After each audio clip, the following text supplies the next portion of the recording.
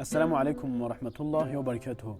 الحمد لله شكش خوديرا إيصال جام جهاشتن هيفا رمضاني في روجيرا نياتكي معلوم لازمة اف نياتا هجه فياوية من نياتا الصبي روجي بمروجيا في هيفا رمضاني سر مفرزة اس ادو بكش خوديرا سر مذهب ما هر روش انسان مجبورة في نيات نوبكه سر مذهب امام مالک